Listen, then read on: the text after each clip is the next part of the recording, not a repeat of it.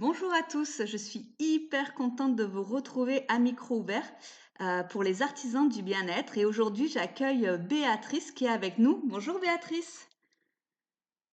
Bonjour Christelle.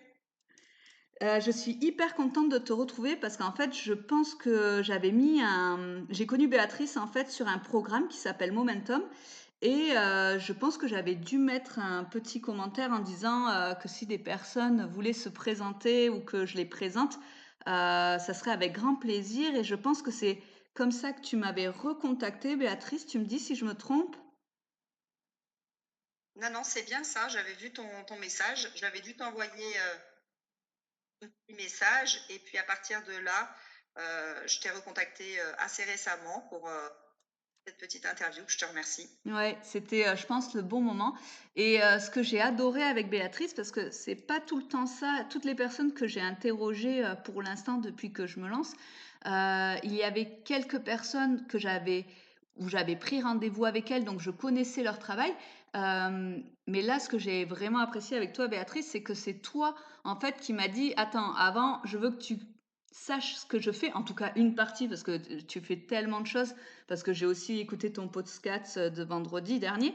Mais en fait, tu fais tellement de choses, mais on a fait une séance ensemble et c'était pour moi en tout cas vraiment, comment dire, impressionnant dans le sens où tu as mis en moins d'une heure le point sur quelque chose qui me dérangeait et me rongeait finalement à certaines périodes. Et donc voilà, j'ai vraiment apprécié ton moyen de présenter comme ça. Est-ce que toi, en fait, tu peux te présenter, Béatrice, et me dire aussi aux gens qui nous écoutent, ce que tu fais toi aujourd'hui, dans le domaine du bien-être? Oui, bien sûr, ouais. Je suis facilitatrice en transformation intérieure. En fait, j'aide les personnes à prendre conscience de ce qui les bloque inconsciemment pour qu'elles retrouvent une liberté de choisir autrement. Ça va être des personnes la plupart de ces personnes se sentent bloquées, donc elles vont vivre des blocages. Elles ont le sentiment de ne pas pouvoir avancer ou de ne pas pouvoir se réaliser. C'est une grande majorité. Et puis, les blocages, il y a aussi de répétition, c'est-à-dire que les personnes vont répéter les mêmes relations, les mêmes conflits, les mêmes comportements et malgré tous leurs efforts, hein, donc ça revient et ça crée le blocage. Et puis il y a aussi ces personnes qui trouvent pas leur place, donc ça fait partie aussi du blocage dans leur travail, dans leur famille, dans leurs relations. Et puis aussi il y a des personnes aussi qui changent régulièrement de maison et qui ont du mal à s'installer. Euh, voilà, donc c'est surtout, voilà, j'aide les personnes en fait à capter en fait ces mécanismes inconscients qui les influencent et qui les empêchent d'avancer librement dans leur vie, quoi, hein. C'est ça. Euh, Après, si tu veux, je peux te donner un petit peu plus par rapport aux effets pour que les gens puissent se reconnaître, hein. C'est la particularité des gens qui viennent vers moi, souvent des gens qui vont vivre des épuisements, hein, qui sont épuisés, qui sont dans des burn-out. Bon, je l'expliquerai peut-être un peu plus tard, mais c'est aussi souvent en lien avec des choses que j'ai pu vivre moi aussi, ou de la fatigue chronique. Voilà, la fatigue est souvent très présente. Ça va être des personnes qui vont se sentir perdues, qui vont se sentir un peu confuses, par exemple dans leur travail, elles se reconvertissent, elles ne se trouvent pas, elles sentent que c'est pour elles, que ça c'est pour elles, mais elles ne savent pas vraiment vers quoi se tourner. Ou alors des gens qui se séparent aussi et qui ont du mal à tourner la page ou qui ne comprennent pas en fait ce qui s'est passé. C'est aussi des personnes qui vivent des émotions fortes ou pas du tout, même des fois qui sont complètement coupées de leurs émotions, ou qui vont avoir des comportements qu'elles s'expliquent pas, qui vont arriver à des moments, des périodes en particulier dans leur vie. Mais il y a aussi beaucoup de personnes qui se sentent en fait impuissantes ou qui ont le sentiment de ne pas y arriver malgré tous leurs efforts et surtout malgré tout le potentiel qu'elles ressentent. Donc ça crée beaucoup de confusion, de frustration, de beaucoup de colère parce qu'on se sent comment dire privé d'élan, comme si on ne pouvait pas comment dire se réaliser, quoi, comme si c'était pas pour nous, quoi. C'est ce que vivent souvent ces personnes-là. Et globalement, c'est des personnes qui vont chercher du sens à ce qu'elles vivent. Donc, elles ont besoin de comprendre leur situation.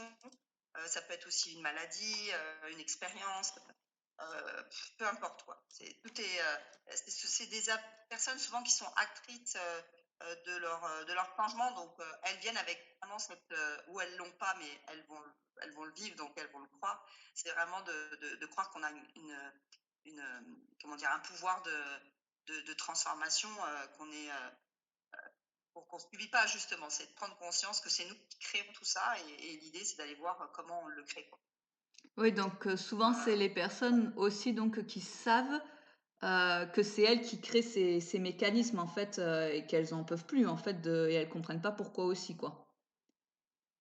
Oui, c'est ça, hein, c'est ça. C'est qu'en fait, elles sont figées la plupart du temps dans un pâté, avec des mémoires qui sont figées dans le corps, qui vont influencer des comportements et forcément, bah, qui vont et des comportements et des situations. Donc, moi, je travaille plus sur les miroirs et finalement, on s'aperçoit bah, que c'est elles, en fait, la plupart du temps, qui ont créé ça, mais parce que ce sont des stratégies d'adaptation, parce qu'elles ont eu besoin à un moment donné de se protéger d'un danger qu'elles ont vécu ou d'un risque ou d'une souffrance. Et finalement, bah, elles continuent à vivre comme avant, sauf qu'aujourd'hui, bah, le danger n'existe plus, quoi. Oui et qu'elles sont adultes, mais le problème, c'est que le système nerveux ou notre programme ou quel mot qu'on veut mettre dessus, nous dit: «Attention, il y a un danger» et nous met dans un stress énorme pour, se défendre de quelque chose qui maintenant, aujourd'hui, n'est plus, ne se reproduira jamais d'ailleurs aussi quoi, sûrement.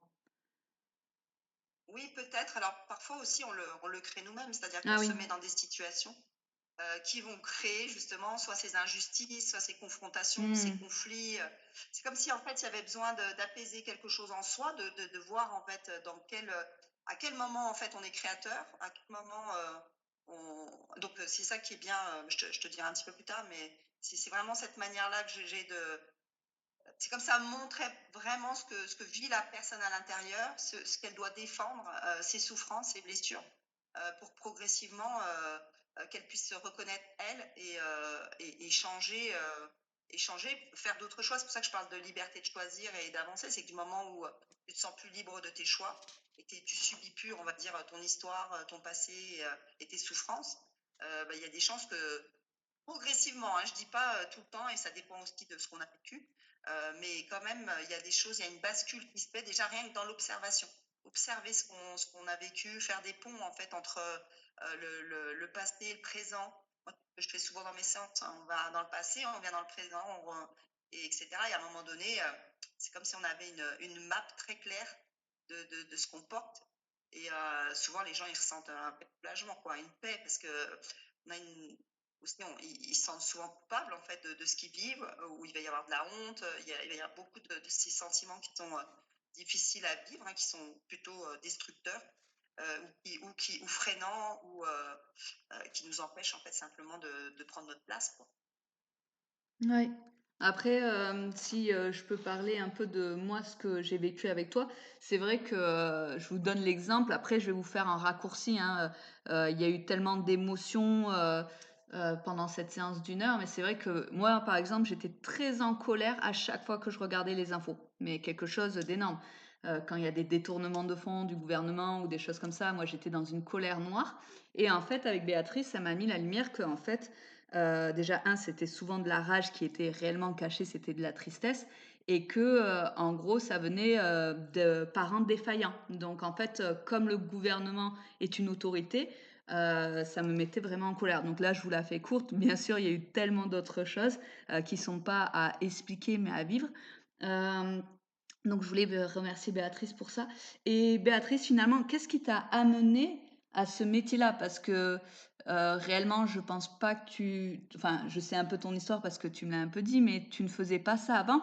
Qu'est-ce qui a été finalement, le moment clé, le déclic ou l'étape de vie qui t'a dit ou peut-être plusieurs étapes de vie qui t'ont dit: «Bon, là maintenant c'est bon, je me lance»? Mmh. Et il y a eu plusieurs étapes, mais on va dire l'étape la plus importante déjà, c'est C'est un burn-out que j'ai fait, il y a quelques années, il y a presque 10 ans de ça. Moi, je suis pas du tout, de la partie au départ, hein. Je suis architecte de formation et j'ai travaillé dans le logement social pendant une dizaine d'années en tant que chef de projet. Et puis j'ai eu mes enfants et puis progressivement, il y a eu enfin, il y a eu des changements aussi dans la boîte, hein. Tout est venu un petit peu au même moment. De toute façon, nous on voit ça quand c'est mûr, quand c'est prêt, quand il faut lâcher. Il y a souvent plusieurs, situations, plusieurs, domaines de notre vie où ça craque et c'est comme s'il y avait une remise en question qui était là, comme si, moi je parle souvent du pied du mur, hein, comme si on m'avait mis au pied du mur et c'est parce que moi, dans ma personnalité, dans ce que j'ai appris à créer, en moi, c'est que je vais avoir une tendance à être dans le feu, à être dans le sens dans l'action. Et en tout cas, à cette époque-là, j'avais pas une tendance à m'observer, à me comprendre. Non, j'étais dans ma tête et je disais, il faut avancer, il faut avancer. Donc, j'ai eu deux petites filles que j'ai élevées seules. Et en fait, je me suis vite retrouvée dans ces limites, c'est-à-dire que j'avais pas changé ma manière de travailler. Et donc, elles sont arrivées et j'ai doublé, on va dire, ma charge. En même temps, il y avait cette scission dans cette entreprise dans laquelle je travaillais où bah, je sentais voilà, que j'avais été un peu, pas mis au placard, mais mis de côté. Donc, je commençais à m'ennuyer, à perdre du sens. J'étais quand même dans le logement social, j'avais vraiment un engagement important à ce moment-là. Puis en fait, je me suis aperçue voilà, que tout ça, ça n'avait pas de sens. Et en même temps, que la fatigue était là, sauf que je ne la voyais pas. Et en fait, à un moment donné, ça a craqué. Parallèlement à ça, j'essayais quand même de sortir, mais ben, j'étais aussi prisonnière, en tout cas, de ce que je croyais de ma situation, c'est-à-dire qu'en tant que maman solo, recommencer tout depuis le début, changer complètement de voie, c'était quand même difficile et surtout, je ne savais pas quoi faire. Donc, j'avais fait une demande à la vie. À cette époque-là, je travaillais avec enfin, en tout cas, j'avais pris un accompagnement avec une personne qui est devenue une amie qui me disait bah, écoute, tu fais une demande à la vie, voilà, tu travailles là-dessus, tu te dis ce que tu veux vraiment, tu précises. Je pense que l'intention est souvent bah, c'est le plus important de définir ça. Et souvent, la plupart du temps, pour les gens qui viennent me voir, c'est qu'ils n'arrivent pas à le faire, c'est-à-dire qu'ils n'arrivent pas à toucher leurs envies ou ce qu'ils veulent vraiment dans la vie. Et là, je me suis dit, bah, moi, ce que je veux, c'est trouver un métier qui ait du sens pour moi. Ça faisait déjà plusieurs années, hein, je me formais à des pratiques plus énergétiques, voilà, de compréhension plutôt que des énergies. Et je me disais, bah, j'aimerais bien travailler dans un domaine comme celui-là, mais qui ait du sens, qui m'apporte et qui apporte aux autres. Et puis aussi qui me laisse du temps avec mes enfants. Et puis, bah, vraiment, genre 10 jours après, hein, ou même pas, une semaine après, je tombe sur YouTube sur la pratique de la médecine symbolique. Et là, je me suis dit, bah voilà, ça y est, c'est ça. Dans mon corps, j'ai ressenti pour la première fois une alarme, une alerte qui disait, bah c'est ça, vas-y, essaye, quoi. Bon, en tout cas, j'ai fait un séjour de soins de l'âme, ça m'a beaucoup apporté, ça m'a vraiment conforté dans l'idée que c'était ça que je voulais. Je travaillais donc avec il travaille avec des baguettes coudées, hein, c'est vraiment mon outil principal. Et puis à ce moment-là, bah, je travaille aussi et je me forme pour être professeur des écoles parce que, comme beaucoup le vivront sans doute, enfin, c'est pour ça que je rentre un petit peu dans les détails, c'est parce que je me dis que ça peut aussi aider certaines personnes qui vont vivre des chemins similaires. C'est qu'à un moment donné, bah, j'avais un choix à faire, quoi. C'est-à-dire que le choix de cœur, c'était de faire cette pratique où je ne connaissais pas de gens qui faisaient ça. Je n'avais aucune garantie de ce que ça allait donner. Ça ravivait en fait un sentiment d'insécurité chez moi. Et puis de l'autre côté, voilà, j'avais ce choix de sécurité, de me conformer à quelque chose qui en effet me plaisait, mais qui allait quand même me soumettre, où je n'allais pas être indépendante, j'allais forcément me soumettre à des structures. Et ça, pour moi, c'était compliqué. Comme je commençais déjà à faire des séances en me formant, etc., bah, à un moment donné, j'ai dû faire un choix, hein. Les baguettes me montraient que à courir après deux lièvres, le risque c'était d'en avoir aucun. Donc je me suis vite rabattue sur le choix de cœur. Et puis en renouveau, je me suis retrouvée face à comment je pourrais dire ça, à des situations où la vie m'a fait travailler, hein, vraiment sur moi profondément avec les baguettes, où j'ai dû bah, déménager un peu, pas du jour au lendemain, mais je me retrouvais encore au pied du mur, je devais partir. Et puis bah, j'ai travaillé dans ma pratique et puis bah, j'ai appris à lâcher prise, hein, à retrouver en fait cette sécurité intérieure qui me manquait et qui me faisait douter constamment et qui m'empêchait en fait de prendre des décisions, pour moi, quoi. Ou de procrastiner ou d'attendre ou de remettre au lendemain, voilà. C'est des choses, donc là, j'ai lâché prise, puis hop, j'ai trouvé ma maison, hein, donc et moi, j'avais une tendance aussi, comme j'ai des personnes que je peux aider à déménager beaucoup, du coup, bah, ça m'a aidé à m'installer. Et puis progressivement, voilà, j'ai pris, confiance. J'ai commencé aussi à travailler en distanciel parce que je travaillais en présentiel, mais en milieu rural, c'était quand même assez difficile. Ça me faisait beaucoup d'aller-retour et rebelote, la vie m'a remis encore au pied du mur avec une fatigue qui revenait et je me suis dit: «Ben, OK, bah, en distanciel, en même temps, ben, ça me permet de, comment dire? D'être chez moi, de faire ce que je voulais faire, c'est-à-dire m'occuper de mes enfants et en même temps, bah, de faire ce que j'ai à faire, de proposer, voilà, des séances, aux personnes, pour les aider à avancer. Et en fait, à chaque fois, on voit bien que c'est des choix qui sont venus comme si pour moi, la difficulté, bah, justement, c'est de faire ces choix. Comme si la vie, à chaque fois, en miroir, elle me renvoyait toujours à ces choix qui étaient difficiles et aussi à les choix entre la tête et le corps, quoi, entre la tête et le cœur, à chaque fois, tout le temps. Voilà. Comment je suis arrivée là, Ben ça me fait sourire parce que tout ce que tu racontes, finalement, beaucoup de gens le vivent dont moi, donc c'est très, très, très sympa, d'entendre ta version et de voir qu'en fait, tout est qu'une question de choix et qu'on doit être, aligné avec ça et justement, après qu'on le fasse des fois par peur ou par conscience ou par enfin voilà, mais il faut faire un choix dans tous les cas, même si celui-là par la peur, c'est pas forcément foufou, mais des fois, c'est ce qui se passe et qu'est-ce qui alors, oui, même c'est ça. oui, ouais et Oui, qu'est c'est ça, pour rebondir sur le choix. C'est oui, ça qui fait partie un petit peu, on pourrait dire, bah, c'est toujours qu'une question de choix. Mais en fait, ça demande de travailler ce qui nous empêche de faire ces choix-là, d'être libre de faire. C'est vraiment là-dessus, c'est le motif chez moi. C'est-à-dire que les gens qui viennent me voir, à la fin, finalement, quand ils se sentent bloqués, qui vivent voilà, tout ce que j'ai raconté avant, on voit qu'il y a toujours une problématique de choix et que ces choix, en fait, ils sont vraiment conditionnés par ce qu'on a vécu. Et que c'est ça qu'il faut en fait déconstruire, pour reconstruire autre chose, quoi.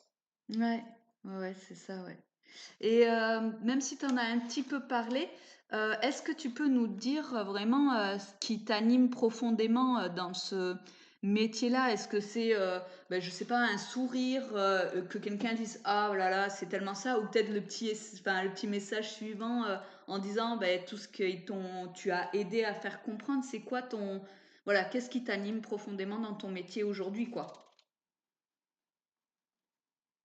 Eh ben, ce qui m'anime, vraiment, c'est vraiment le fait que c'est toujours différent. Alors je sais pas si c'est ça en tout cas moi, c'est comme ça que ça me parle, c'est vraiment l'idée que je fais jamais la même séance. C'est toujours différent, c'est toujours la surprise.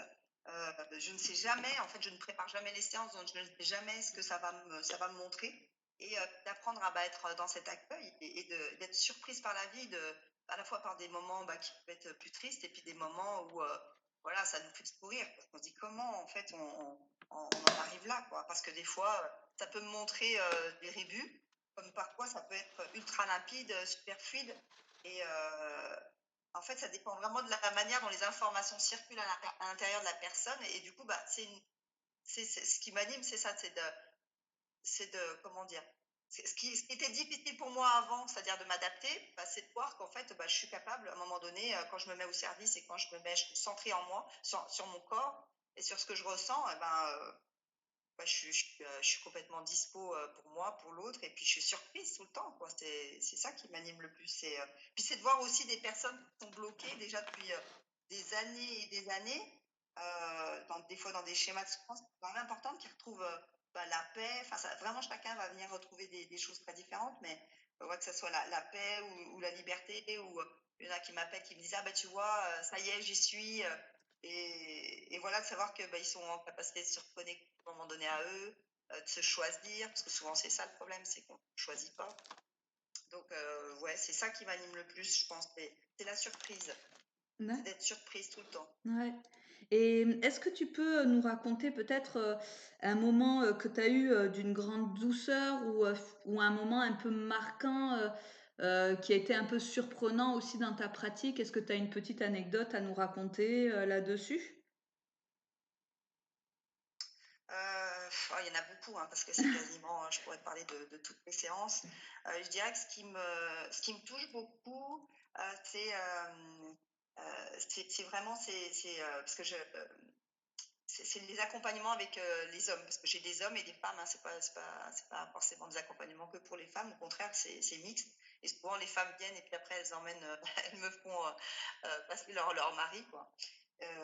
Et je trouve que moi, c'est ça qui me touche parce qu'en fait, souvent, ils ont du mal en majorité, hein, je pense que, voilà, on va pas non plus généraliser, mais c'est souvent difficile de pouvoir exprimer sa vulnérabilité, de dire qu'on a peur, qu'on est fatigué, qu'on souffre.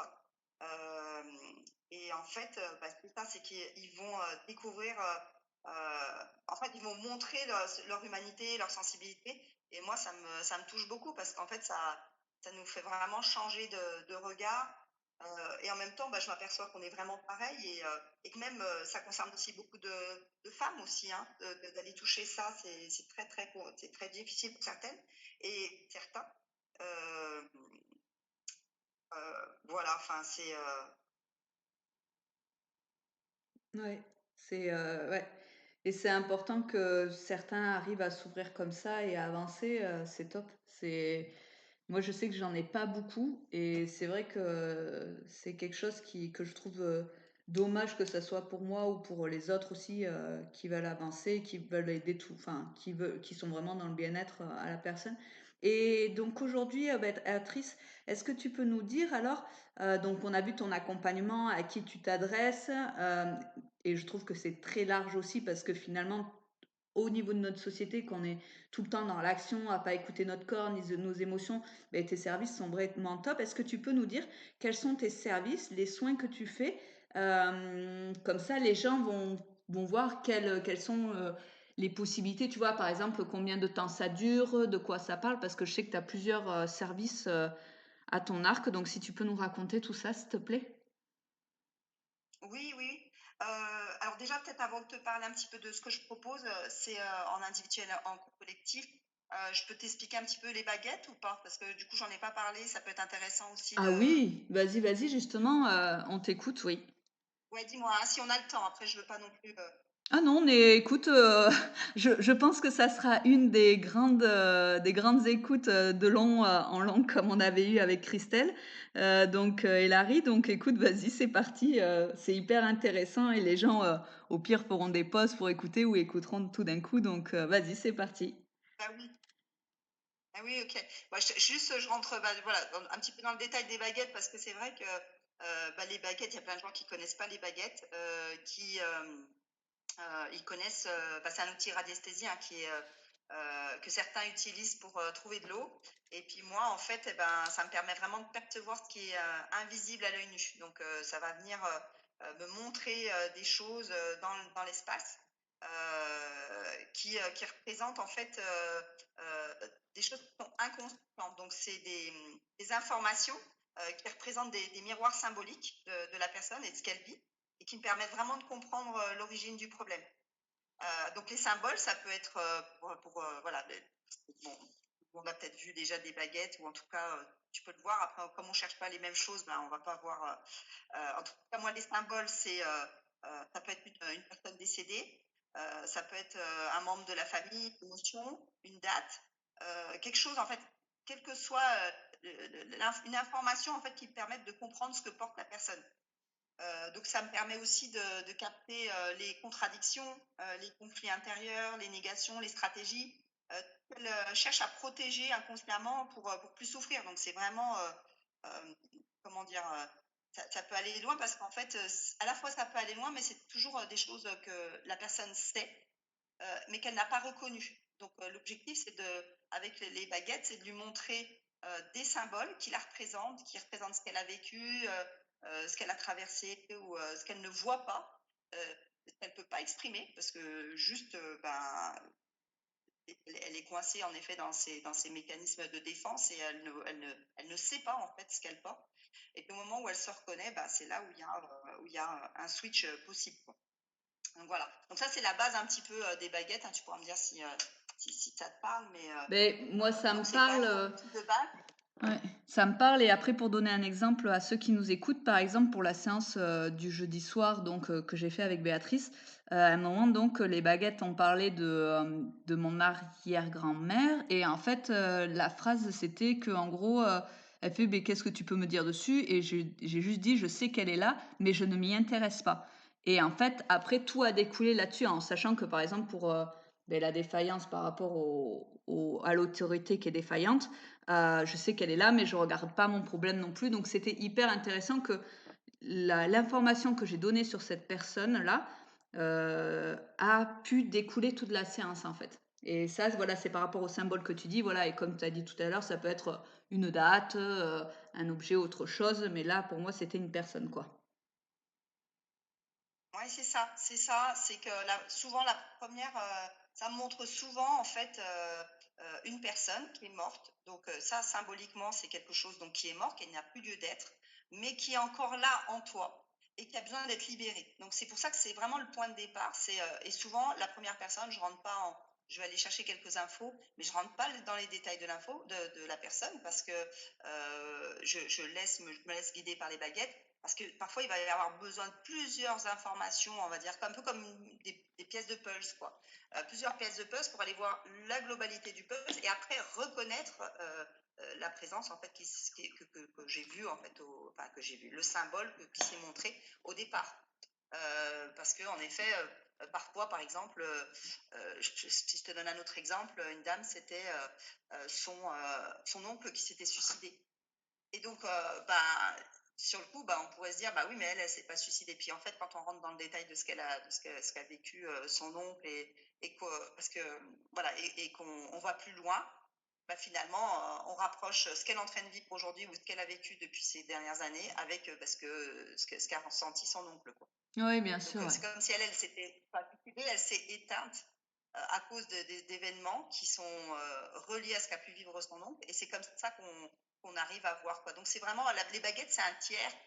C'est ça qui est bien aussi, c'est que moi, je dis jamais à la personne, vous vivez ci, vous faites ça, c'est ci, c'est ça, quoi. C'est des éléments qui lui sont montrés comme un miroir et qui lui permettent, elle, de reconnaître, quoi, Oui, c'est ce qu'elle exactement vit. ça, ouais. C'est exactement ce qui s'est passé et ouais.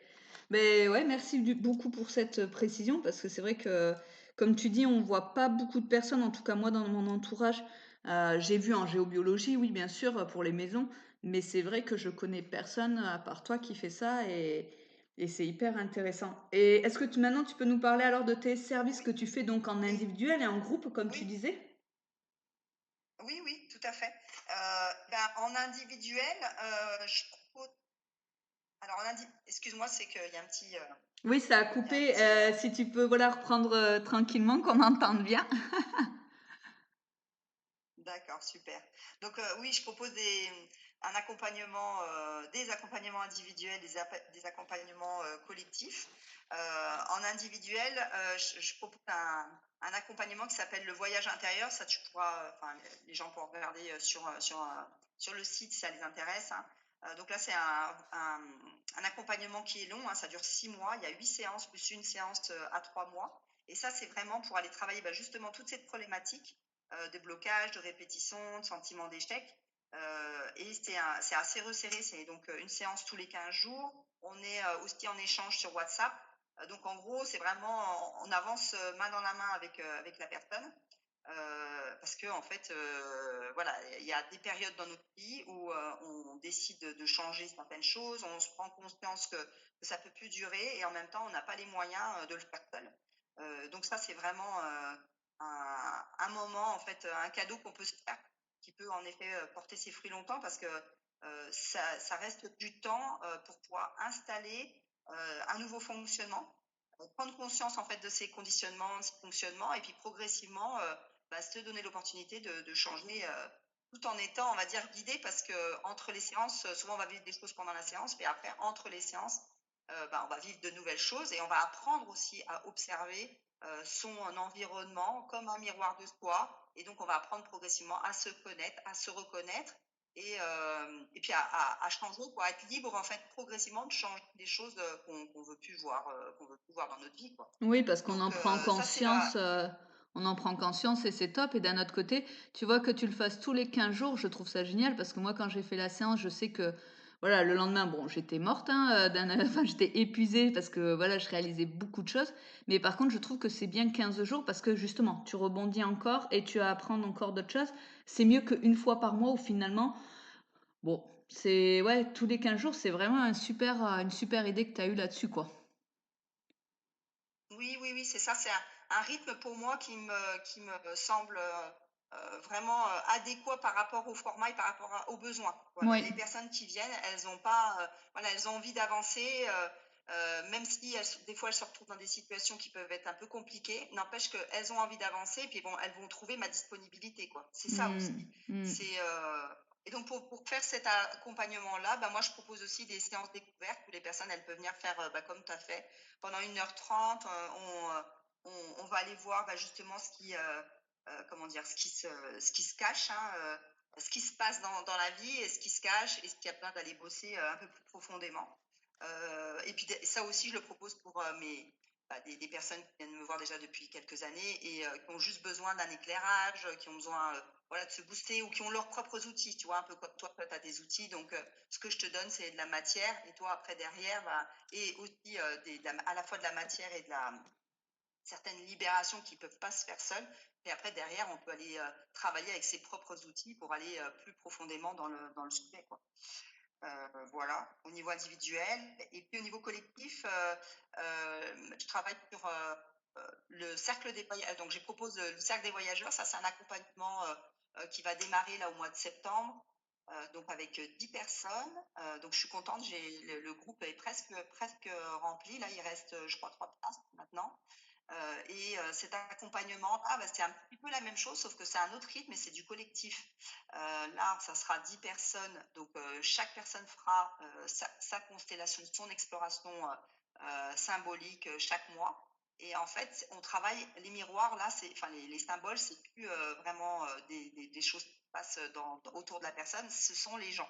Et donc, en fait, on travaille à travers les miroirs, ce que représente l'autre, ce que va dire l'autre, ça parle toujours de soi. Donc c'est pour ça que souvent je dis, c'est pas une séance sur 10 mois, c'est 10 séances qu'on peut, on va dire, s'approprier, sur lesquelles on peut vraiment, quand on comprend en fait les jeux de miroir, on comprend que l'autre, ce qu'il vit, bah, c'est ce que je vis aussi. Il faut juste que j'aille le voir où. Bah, à un moment donné, bah, c'est super nourrissant. Ça permet aussi de gagner en confiance. Souvent, c'est des personnes qui ont pas forcément, qui ont appris à se gérer seules. Et en tout cas, les personnes que je vois venir hein, dans ces pratiques-là, et donc ils cherchent, c'est des chercheurs, mais en même temps, ils sont souvent seuls et ils ont une particularité, c'est que le lien à l'autre, il est pas facile. Même s'ils ont envie de ça, c'est souvent pas évident. Donc en tout cas, ça c'est quelque chose qui peut permettre d'améliorer voilà cette confiance et de réparer un peu le lien, voilà, de retrouver un lien plus sécure à l'autre. Et puis de se dire qu'à un moment donné, quand ce que je l'ai dit une fois, deux fois, ou quand l'autre a dit ce que j'avais vécu, bah, en fait, voilà, on retrouve. C'est plus facile d'en parler à d'autres personnes. Voilà, c'est vraiment l'idée de se libérer de tout ça.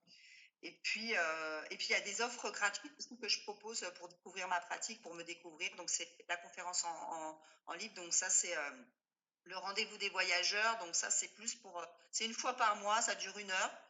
Je présente un petit peu la pratique et puis je fais une petite démo.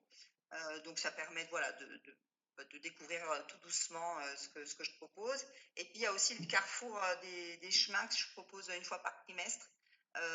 Ça, c'est du collectif, là.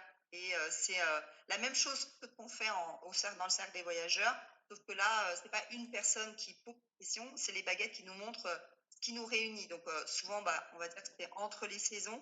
Donc on peut se dire que ça va venir nous montrer ce qui a besoin d'être lâché, libéré, allégé pour pouvoir passer à la saison suivante. Un peu comme des cycles, tu vois. Oui. Et c'est ça voilà, que j'aime bien. Après, il y a aussi bah, une petite newsletter que je propose mensuellement, mais je pense qu'à partir de septembre, je vais proposer un canal sur WhatsApp parce que je suis plus à l'aise avec ce média et ce format-là. Et voilà, déjà, ça fait pas mal, quoi. Ouais, bah, c'est énorme parce qu'en fait, enfin, c'est top. dans le fait où tu fais du gratuit pour montrer en fait aussi les séances individuelles et les séances en groupe et en fait tu laisses le temps aux gens aussi de prendre leurs décisions et d'être prêts parce que s'ils sont pas prêts en fait ça avancera pas non plus donc ça c'est top. Par rapport à tout ça Béatrice parce que là on arrive à 35 minutes donc on est vraiment bien. Est-ce que tu aurais un message de cœur à transmettre à tous ceux qui nous écoutent, quelque chose que peut-être toi, tu aurais aimé qu'on te dise donc il y a 10 ou 15 ans et que tu aurais été prête à entendre ça? En fait, voilà, en gros, qu'est-ce que tu peux dire si tu avais été la personne, une personne voilà, qui aurait peut-être changé ta vie? Enfin, qu'est-ce que tu veux donner aujourd'hui aux personnes qui nous écoutent et que ça vienne du cœur, quoi? Ouais. Alors moi, si j'avais eu il y a 15 ans un conseil à donner, bah déjà c'est de s'écouter, de prendre soin de son corps. Moi, c'est ce que j'ai absolument pas fait. Enfin, j'ai mis du temps, hein. La vie m'a présenté plusieurs, plusieurs situations qu'à un moment donné, et des situations difficiles pour que je me résigne à l'écouter et puis à aller voir tout le potentiel en fait que je portais et que je découvrais que je ne connaissais pas.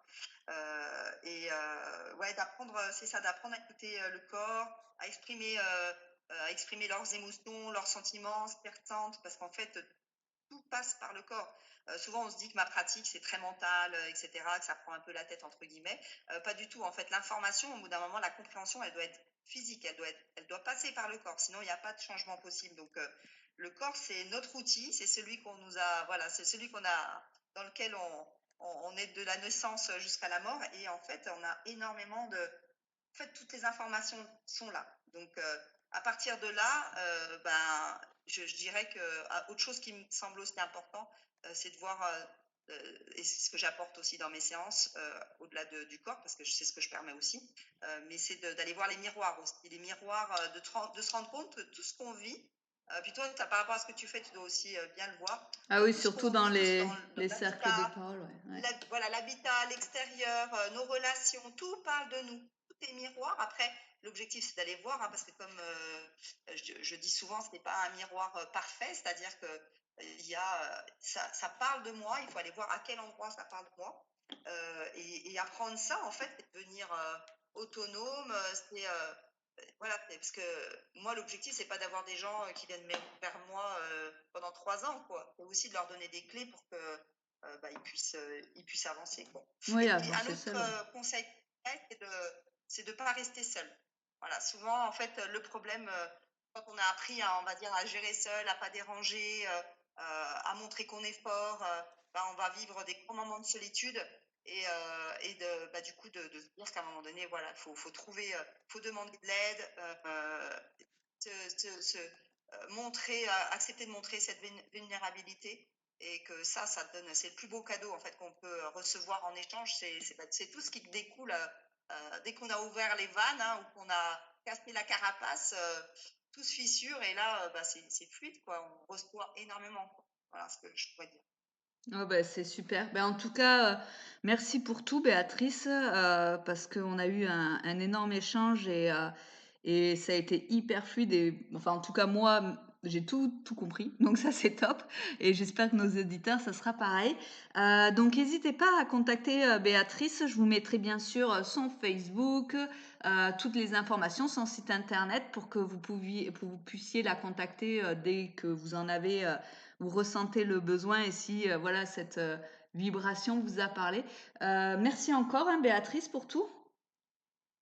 Ah bah, merci à toi Christelle, c'était un super moment je suis vraiment contente d'avoir voilà, t'avoir rencontré puis d'avoir passé ce moment avec toi aujourd'hui. Ouais, et Merci. ben merci encore et je vous dis à très bientôt à micro ouvert. À bientôt.